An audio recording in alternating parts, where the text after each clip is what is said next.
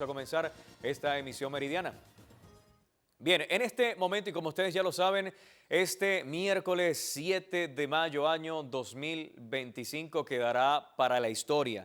En este momento y con la palabra extra omnes, fuera todos, comienza el cónclave. En este momento para conocer más de los detalles y haciendo un pequeño resumen con respecto a las actividades que se desarrollaron, vamos a hacer un contacto con nuestro compañero de labores, José Arnaldo Mujica, en vivo desde Roma para, bueno, va a ser este resumen y conocer cómo se vive en este momento cada una de esas experiencias. Lo colocamos en pantalla, José Arnaldo, ya estamos contigo en vivo a través de Promar Televisión y como siempre es un placer que nos mantengas informados. Buenas tardes. Hola, buenas tardes para ti, para toda nuestra audiencia. Para mí un gusto siempre pues llevarles los detalles de lo que ha ocurrido durante estos últimos días acá en Roma. Como bien lo dices, ya ha comenzado oficialmente el cónclave con la salida de los cardenales no electores y el personal que allí se encontraba.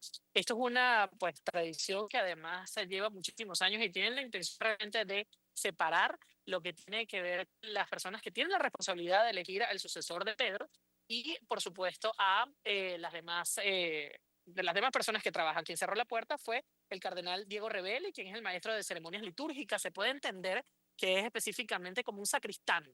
Y además es importante decir que en este momento, mientras estamos conversando, están desarrollando pues un ejercicio para entender que no se va a elegir a alguien de carácter político, sino un pastor, a alguien que realmente va a llevar la fe a muchas personas. Y las imágenes que ustedes tienen allí en pantalla, Daniel y todos les quería contar que son tomadas, capturadas temprano en la mañana cuando se celebraba una misa muy especial, que es esta misa que se tiene por costumbre realizar previo al conclave y se llama Proeligiendo Papa, que fue presidida, por cierto, por el cardenal Giovanni Battista Ren, quien es el decano del Colegio Cardenalicio, que dio una homilía extraordinaria, por no decirlo de otra forma, porque realmente logró, pues, a mi modo de ver, captar la importancia del día de hoy, que es entender que es Espíritu Santo quien inspira a los cardenales y guía para que tomen una decisión de quién será el nuevo representante de la Iglesia Católica y, por supuesto, el pastor de todos los católicos alrededor del mundo.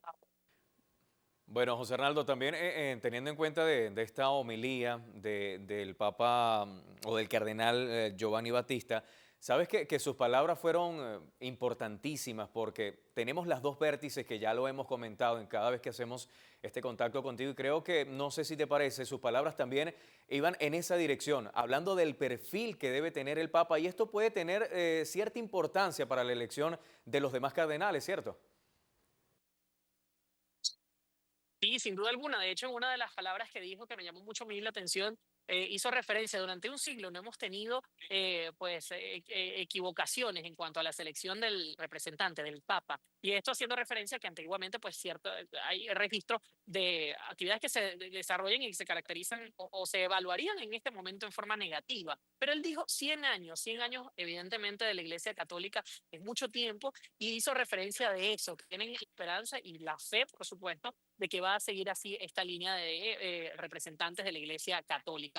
Durante esta ceremonia también tuve la posibilidad de, o recuerdo, que fue muy sentida ese momento en el cual recordaba al Papa Francisco por ese ejercicio esa actividad pastoral tan especial que desarrolló a lo largo de su pontificado y lo recordaron de una forma muy especial, que por cierto vale la pena decirle que en este momento, o mejor dicho, días al cónclave, era muy especial escuchar las homilías de aquí de San Pedro porque todo se podría entender como un guiño a quien podría encabezar o ocupar la silla de San Pedro. Entonces, la homilía de hoy pues ciertamente hizo referencia de una forma muy directa, pero con el respeto que se merecen pues los cardenales electores que en este momento seguramente están en ese proceso del ejercicio espiritual que les digo, que es un proceso de oración y posteriormente comenzarán a ejercer esa participación de voto cerrado. Vale la pena destacar además también que allí se encuentran solamente quienes pueden participar, pero afuera se encuentra este cardenal al que yo les hacía referencia, Ravelli, con la intención de estar atento a si ocurre algo imprevisto o si tienen ya la información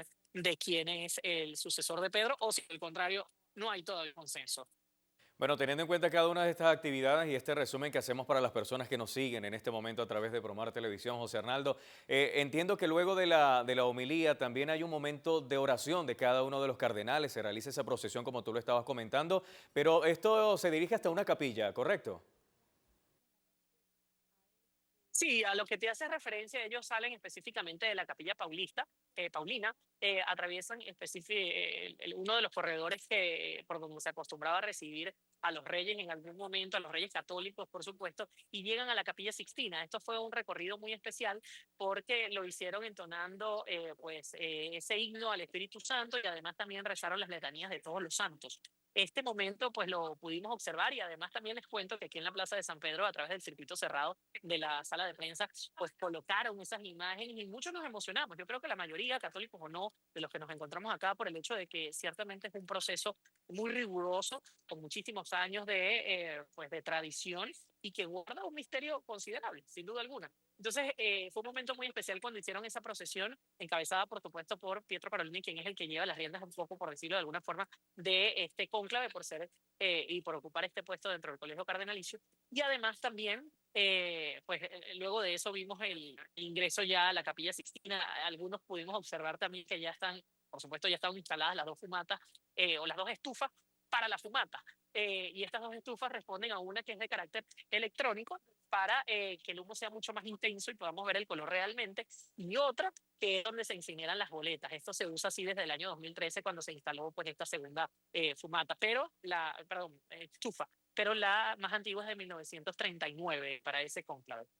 Perfecto. Bueno, José Arnaldo, también quisiera, y entendiendo que hay aproximadamente 5.000 de nuestros colegas acreditados, al igual que tú, ¿cómo se manejan estos comentarios de el posible sucesor del Papa Francisco? Si tienes en este momento, por lo menos siempre se hablan de algunos 3 candidatos, y también recordando que en cónclaves pasados los favoritos no quedaron seleccionados en esa oportunidad. Recordemos que el Papa Francisco tampoco era de los más atractivos, por así decirlo, o de los más favoritos a quedar como Papa en ese momento, y ve tú que la historia cambió completamente. Todo bajo la guía del Espíritu Santo.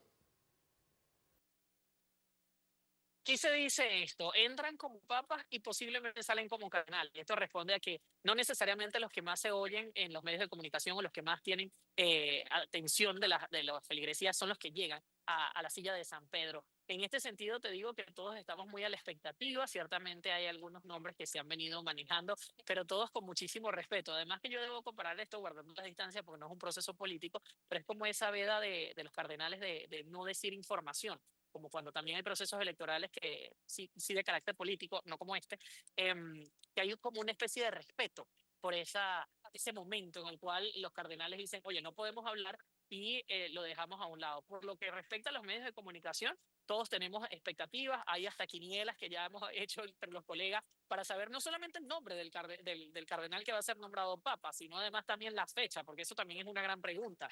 Ustedes dirán, que podríamos tener algo de planificación, sobre todo para los contactos como este que son en vivo, y la verdad es que a este punto no. Les cuento con muchísima sinceridad que dentro de la sala de prensa hemos preguntado en varias oportunidades, colegas eh, periodistas, del tema de cuándo podemos saber y que si nos van a adelantar por lo menos 5 minutos que viene una fumata, y la respuesta es no. La respuesta es que tienen que estar pendientes de justamente lo que yo tengo a mi espalda para saber cuándo existe la fumata blanca o negra, dependiendo de la decisión que ellos hayan tomado. Entonces, es un momento muy especial porque pareciera mentira, pero no tenemos mayor información. Y para nuestra audiencia, que no necesariamente forma parte de equipos de televisión, la planificación es sumamente importante, y todos los técnicos, no solamente los periodistas que estamos frente a cámara, sino los técnicos, se preguntan cómo podemos organizar esto con los horarios si no sabemos qué es lo que va a pasar ni cuándo. Entonces, vaya que es una experiencia muy especial para cubrirla, y sobre todo muy, para los que somos católicos, muy, muy especial.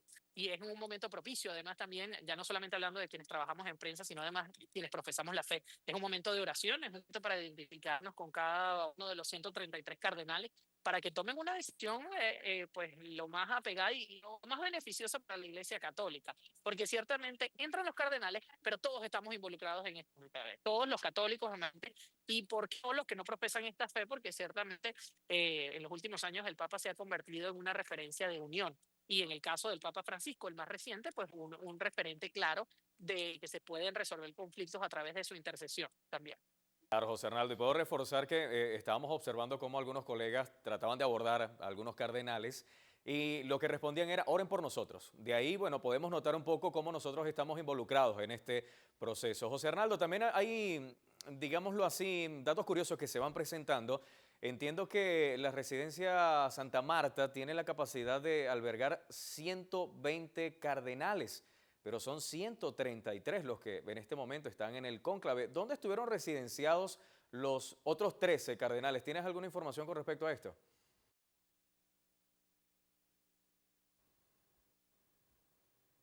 Sí, es una pregunta muy interesante porque además, para que ustedes entiendan, para hacer estas coberturas no solamente es lo que vemos, lo que no vemos y es una pregunta clara de ello y lo específico de esta pregunta. La residencia se construiría 76 por Juan Pablo, porque se quedaban en el Palacio Apostólico. Y les contar, según los datos que tienen en el archivo de esto, que era muy incómodo, según lo que decía el Papa San Juan Pablo II, solamente se dividía las estancias de cada uno de los cardenales por biombos y esto les dificultaba una serie de convivencia. Eh, tu- para